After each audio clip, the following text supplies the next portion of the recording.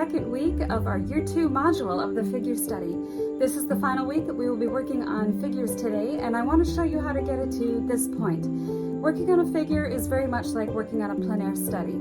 The idea when you have a live model is simply to capture the skin tones and the coloring and the lighting. You can always then refer back to your photo reference, but make sure that you maintain the integrity of the observations that you made of the skin tones while you had the live model. All right, so let's jump in and I'll show you how I get it to this point. Okay, so I'm ready to start now on this, the second my model set up to where they were. I'm gonna start with the background just to sort of warm myself up a little bit and get my mind into the process of painting today. I have all of my regular colors that I'm gonna be using for today's lesson. I have titanium white, cad yellow medium. I did put on some cadmium red light because it helps with skin tones. I have yellow ochre, burnt sienna, ultramarine blue, phthalo green, and alizarin crimson. You'll see other colors on here, but they do not apply for today. I have in my cup here a little bit of linseed oil, so I am all set and ready to begin. I also have a new addition. I have a fan up here above my easel, and that is going to help me to keep any sort of fumes away from me while I'm painting. Okay, so what I'm doing here is I'm painting a little bit of the background, and while I'm painting the background, I'm using this opportunity to use this solid dark shape to get the drawing a little bit more accurate in case there's anything that's different from last week. Everything looks pretty close to exactly how I set it up. I've got the same little negative space in here, this background space behind the other arm up to the shirt, that's all the way it was. Just taking a little bit of linseed oil too as I'm working on trying to get this paint a little bit thinner. The darks tend to be, they kind of dry more opaque and flat, so I like to get a little bit of more paint. If I add some oil, it thins it out a little bit.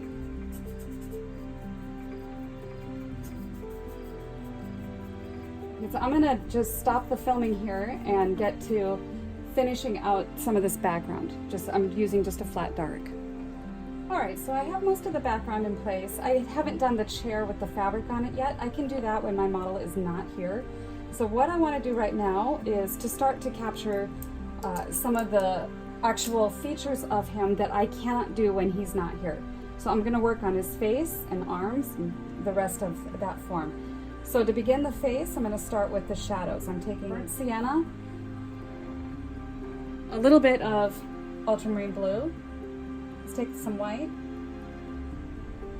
Now, burnt sienna and ultramarine blue and yellow ochre are the primary colors, just on a more earth tone level. So I'm going to take some of those and with a little bit of blue into that, maybe a little bit of linseed oil. I can thin that down just a little and see what I have for shadow. That is a little too gray, so I'm gonna add a little more the burnt sienna with the yellow ochre right into that. So there's a shadow that's coming mostly on this side of the face. And I'm gonna keep this painting very, very simple with just simple light, medium, and dark features as I'm painting the figure. The nose has a shadow and then a shadow underneath it. The jawline comes down. And then the neck has just the slightest bit more of blue and brown in it because it's cast in a stronger shadow back there. Now this eye socket over here will give that just a little bit of shadow treatment. And then now to do the hair, I'm taking some of the blue and the brown and a little bit more of the yellow ochre.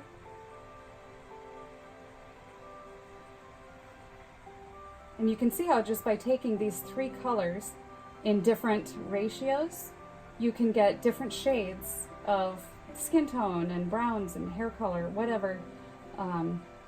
But these are my three favorite colors, and they are the strongest colors on your palette as well. Using just about anything. So now I'm sculpting out the shape of the head. Most of it is lost to the edges, lost edges to the background. So we're gonna let some of that just sort of disappear back there. But I still want to sculpt out the shape of the hair.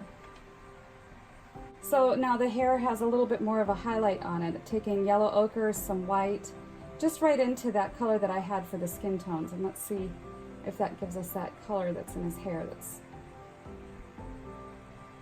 a little bit more. Squinting at his hair.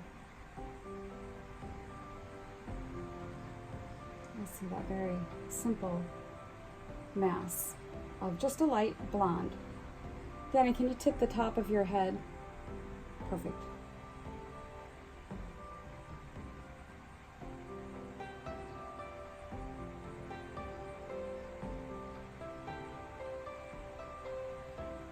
And some darker shadows on the top.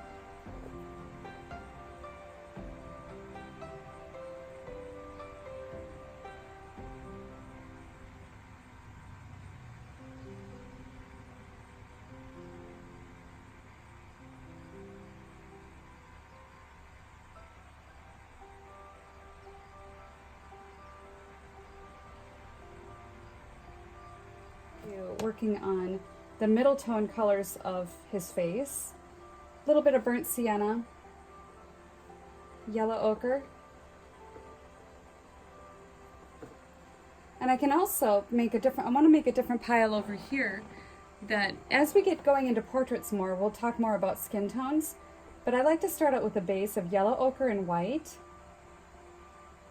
And into this, I make two separate piles. On one side, I take alizarin crimson, and on the other side, I take cadmium red. And so to that, I mix, and this is fine with just about any race. This is just a sort of a highlighted passage. This is specifically for Caucasian skin. And then on this side, I'll take some of the alizarin crimson, yellow ochre, and white. And mix a little bit more ochre. I'm looking at Danny's skin tone too, and I'm assessing that it has a little bit more of the yellow ochre. And so we'll grab some of that. I don't want it to be too pink. Those reds are very strong reds, so a little bit goes a long way. All right, so coming back up in here, squinting down at his face, I'm just blocking in the colors and values as I see them. Little yellow ochre, I'm seeing a little bit more olive on the side of his heads as the skin goes back. And on this side, where it's just that cheekbone, is on the shadowed side, picking up a little bit more of that highlight. The eye socket is turning and going down. And then here where the forehead turns, the plane turns and goes back into shadow there. We've got a little bit more of that olive skin tone. So right up here where the light is hitting strongest on his forehead, we have a little bit more highlight here and here. And then I wiped my paper towel off, and as I'm coming back down to the sides of the face, I'm getting a little bit more of that olive as it slips into shadow.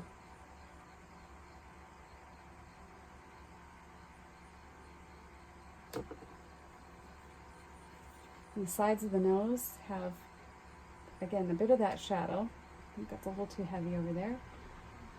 And this eye socket is coming down to form the bridge of the nose. Given that his head is turned down, there's a shadow created at the top of his nose that will just give a little bit of attention there.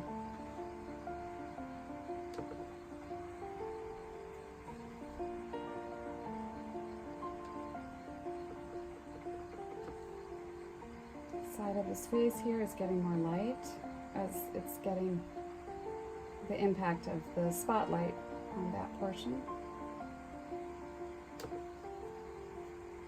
On the top of his nose.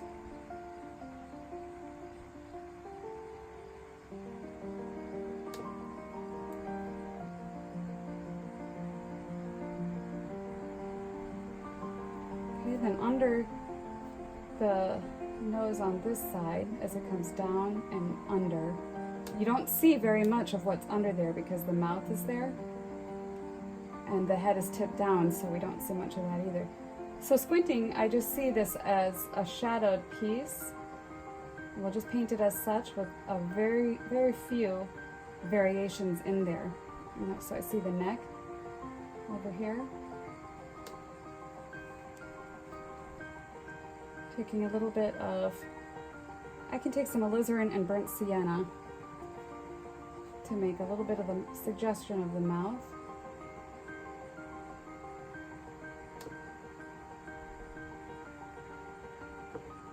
And then I'll deepen the shadows a little to carve out that chin shape.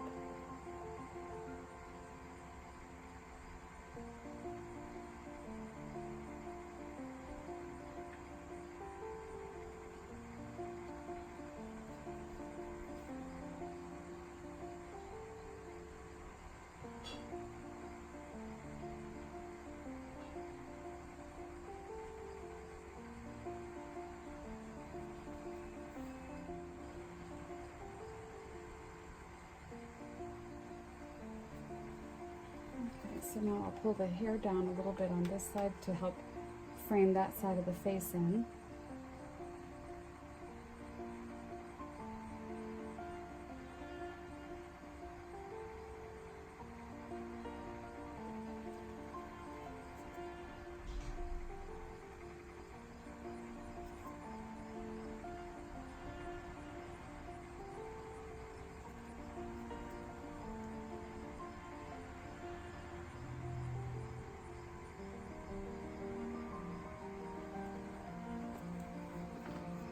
Okay. So the colors of my model skin tone are the most important, and this is another thing we're going to be working from a little bit more as we work on portraits from life too. These colors, if I were to have painted this from a photo, would show up a lot without the variations that you see in real life. So I'm grateful to be able to capture some of these more subtle olive tones. But you can always work on the likeness from a photo because sometimes your model has to go and you don't have a whole lot of time. But if you do that, then you really need to make sure that you have firmly put in place the color of the skin tones and that you know exactly where you're going with that. Okay, so I'm going to leave that area now and come down to the shirt. So the shirt, I'm just going to use the color that I had on my palette, that darker mixture, and then I'll add some white to that for my shadows on the shirt. So just like I paint anything else, I'm starting with the shadows first. Blue, a little blue and brown and some white, and I can also at this point too work on some of the shaping of the shirt a little bit more.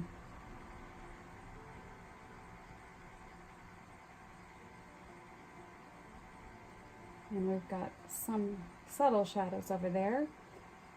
And then I can work on the contouring too of the form. So at this point, all of this step here with the dark is just working on the mass and the form. And I mixed up a little bit darker gray to work on this side form over here where the shadow is darker.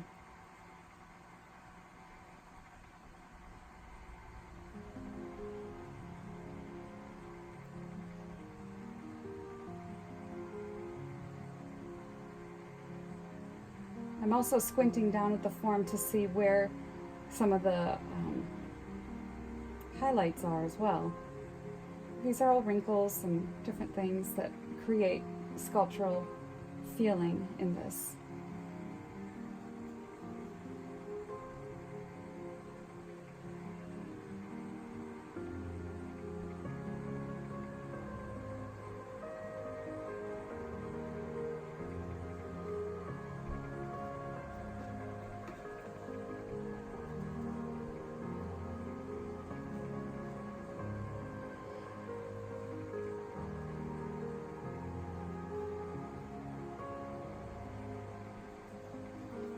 Now I'm going to take a middle tone white where I just add a little more white to that mixture.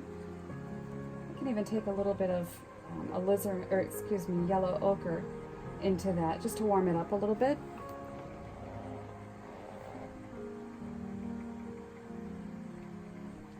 So this is not where the highlights are of the shirt, but where I see the next value.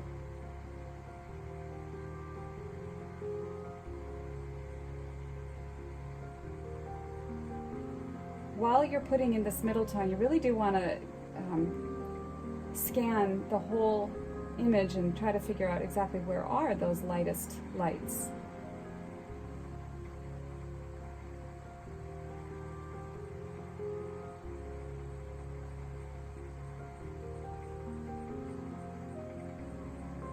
A little bit of linseed oil into that will thin it just a little.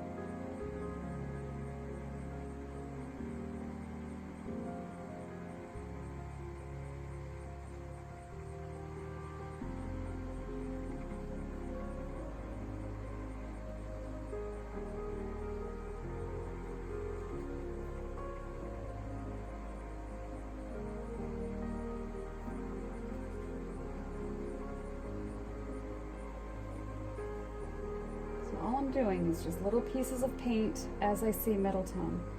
And you can see that the form under the shirt is starting to become sculpted.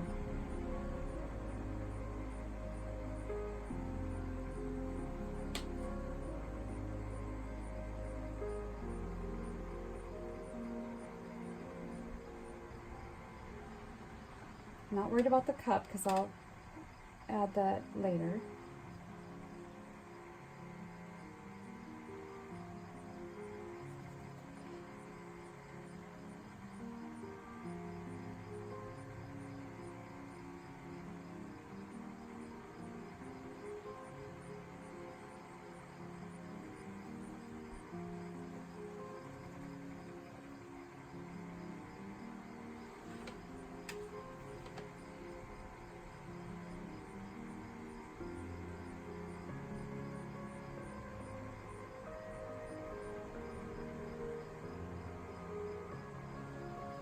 You can put your legs down, Danny, if you want to break there.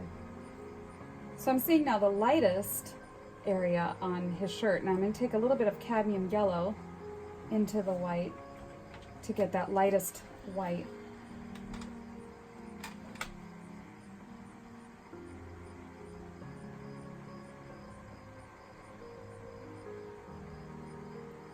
You have to be very careful where you put the highlights, because otherwise, if they're in the wrong place, the whole form can be a little wonky.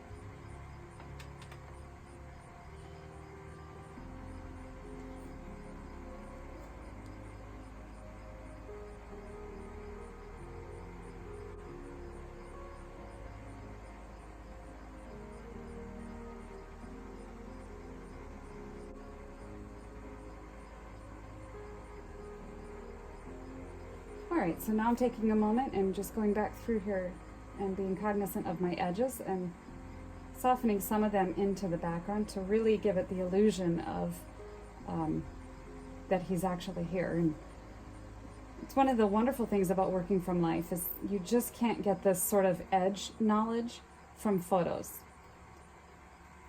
So I'm looking at on him the areas where it's most important, and what I don't see when I'm looking at these areas, all of this is out of focus when I just focus on this, looking at the model. So that's how I choose what edges I'm going to lose.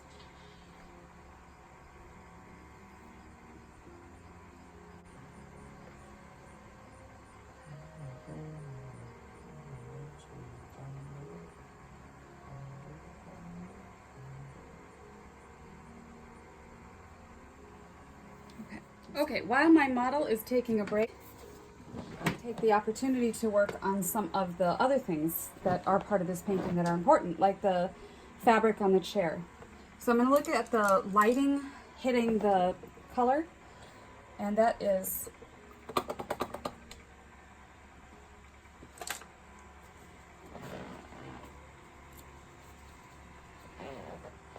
it is again the same colors that I've been using, the ultramarine blue, burnt sienna, little yellow ochre, but I think I'm going to add a little more blue this time so it picks up some of those grayer tones, and a little white. It's actually very dark, so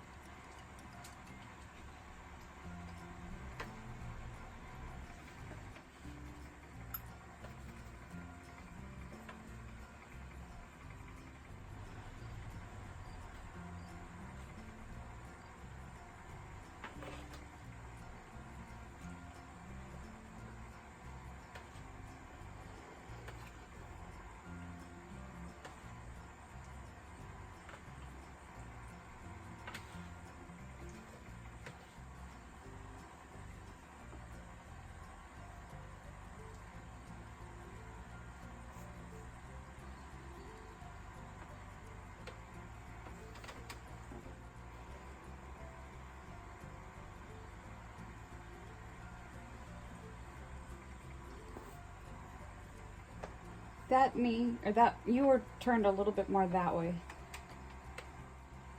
All right.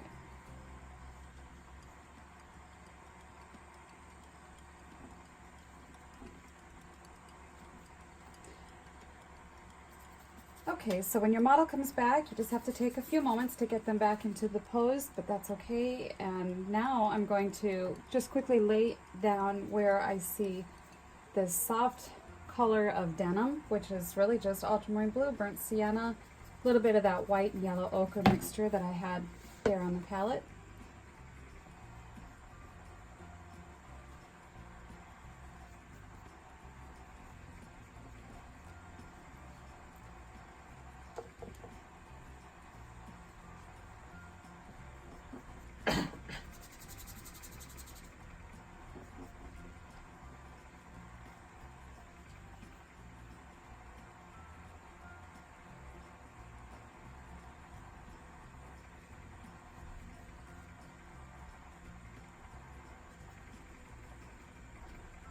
And it comes down over here under the hand. All right, everything else looks really good.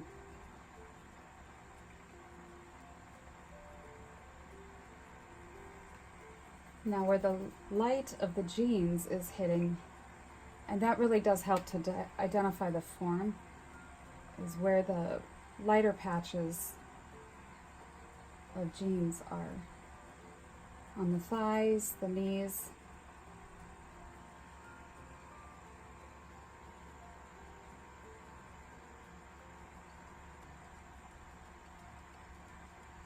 And I'm letting that color of the denim over on that side of that thigh just really fade back.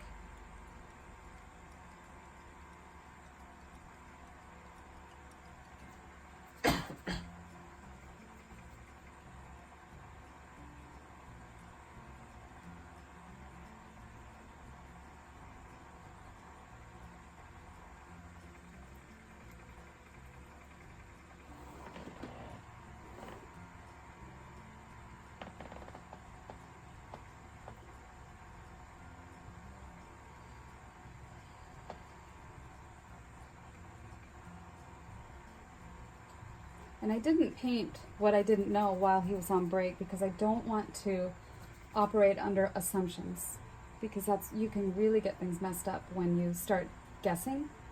So just be looking back at your model. And unfortunately, that's one thing that these videos miss, is how often I'm looking at the model. Many, many times. I really only keep a picture of what it is I'm looking at for just a few seconds, and then I go back.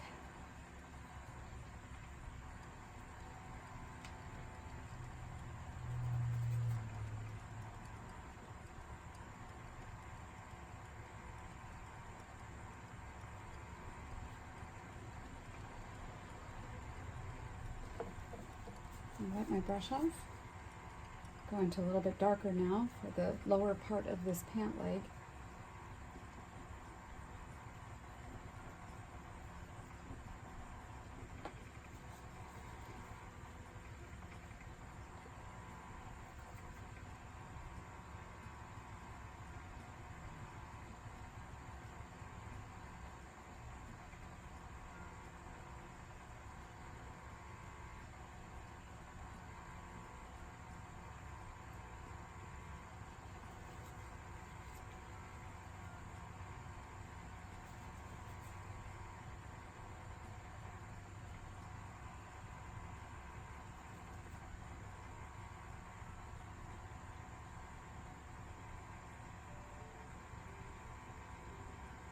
And I'm always looking for places where I can lose an edge. So where this pant leg connects with that pant leg, the colors are almost the same. And so that's a really nice place where I can just let those two just blend together.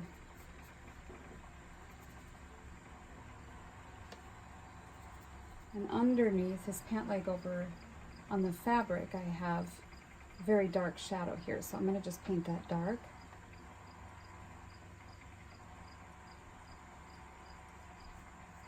And by also altering my direction of the brush strokes, I can suggest that it's a different thing that we're talking about here. That even though the colors and the values are so similar in this passage, if I just alter my brush strokes just a little, I can imply then that this is fabric, this is part of the chair, and has nothing to do with his form.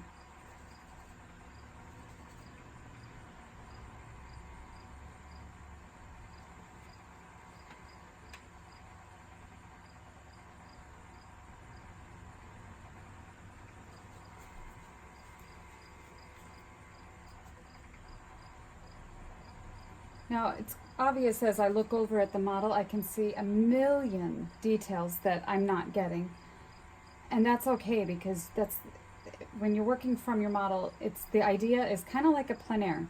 You are there to capture the essence of this situation, of this model, and you can always go back and add more details later.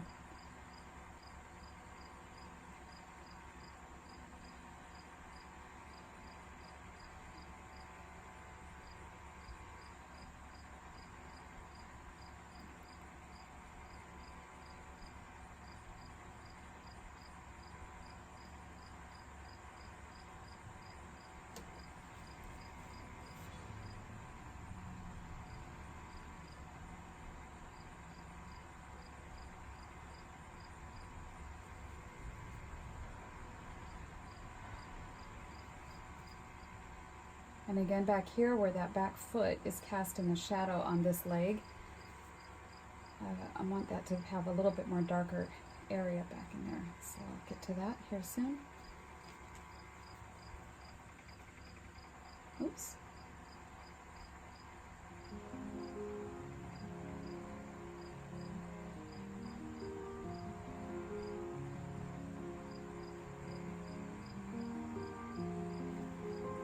for now, that's pretty much okay. I can do that later. Okay, I'm going to come back now and work on the arms. So squinting down at them, I'm seeing the shadowed parts a little bit more sienna and blue, a little yellow ochre. And I'm going to come in here and just lay down exactly where I see the structure.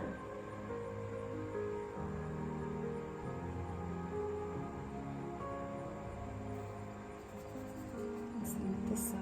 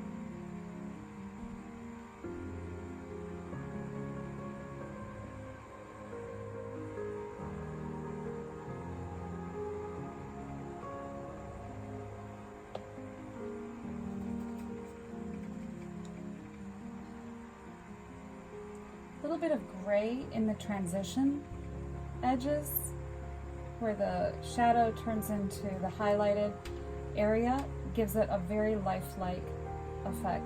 All skin has some gray accents, and so just make sure to get those in.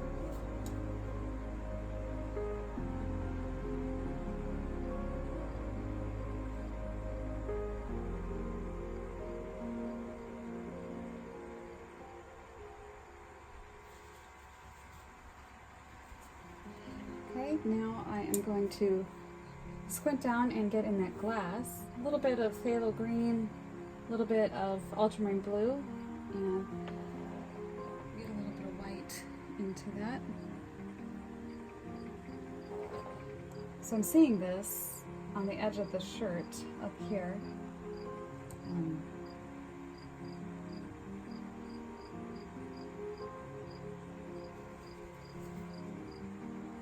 Some of that shirt on the other side, we'll grab a little bit of alizarin or yellow ochre to paint the color that's inside the glass.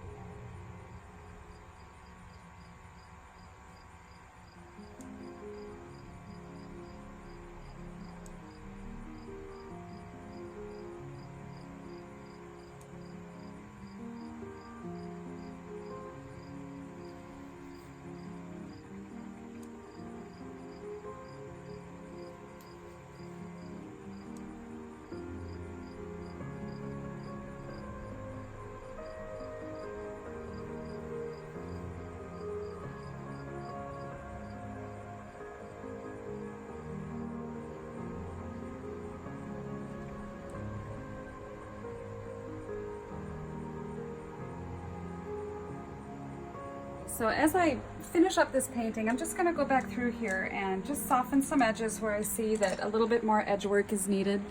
And that is pretty much it. So here, where the bicep meets the shadow, we'll just soften that. Soften this area back here behind the shirt of the arm as it slips into shadow back there. Some of these areas that have a little bit more contrast. So it's not about creating a finished painting, it's about creating a study, and then you can always work more on it. So get it to this point, and then your model can leave, or go over, and do whatever, and then if you have photo references, and as long as you don't stray from your colors, you're all set to finish the painting. All right, well that wraps up this lesson and this module. Next up, painting the portrait.